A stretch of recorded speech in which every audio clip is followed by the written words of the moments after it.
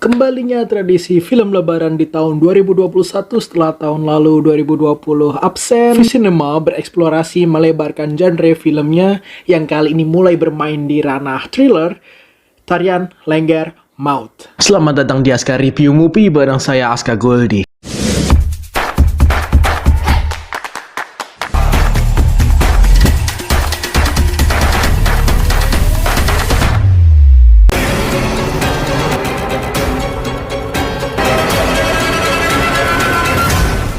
Film karya sutradara Yongki Ongestu bercerita tentang penari Lengger yang punya stigma negatif di mata masyarakat umum. Tarian Lengger yang kental dengan aura mistis dan urban culture asal Jawa Tengah dipadukan dalam kemasan drama thriller dengan menambahkan sosok karakter Dr. Psycho di dalam ceritanya.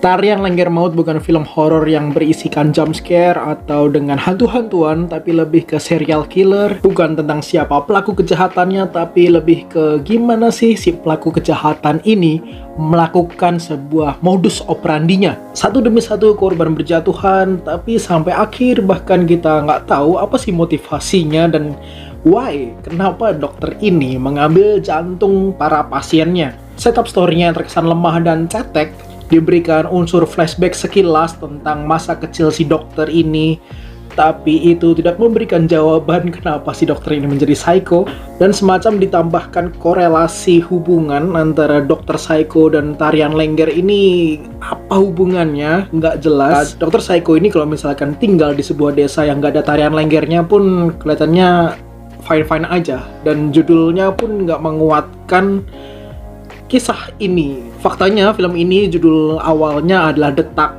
Mungkin itu lebih cocok daripada Tarian Lengger Maut karena terlalu dipaksakan hubungan antara si penari dan si dokter ini semakin tidak ngeblend. Sekilas kayak dua cerita yang berbeda arah dan berbeda motivasi. Yang perlu diapresiasi adalah karakterisasi Dokter Jati dan Sukma yang diperankan oleh Reval Hadi dan Della Dartian. Della Dartian yang mengeksplorasi tarian Lengger dengan sangat molek, cocok banget sebagai bunga desa di desa Pagar Alas. Lalu Reval Hadi yang mengeksplorasi karakter psycho-nya dengan tampilan look dengan make up yang lumayan on point dan terlihat beda, dengan rambutnya sedikit panjang dan dia bermain sebagai seorang psycho.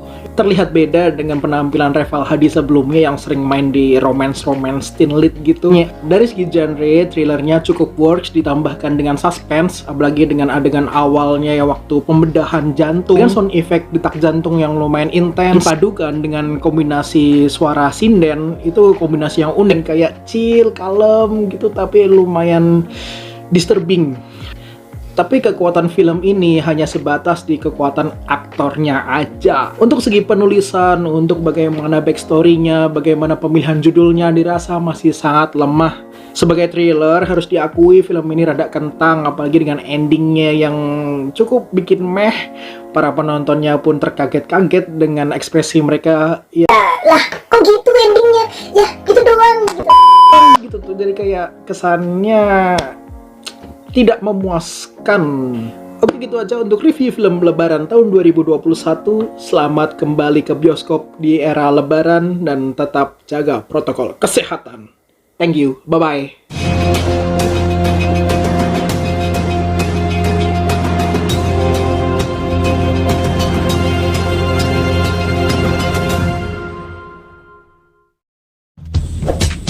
Terima kasih semua yang udah nonton. Jangan lupa like, comment, share, dan subscribe. Jangan lupa follow Instagram dan Twitter. Sampai jumpa di episode selanjutnya. Saya Aska Goldi. Pamit.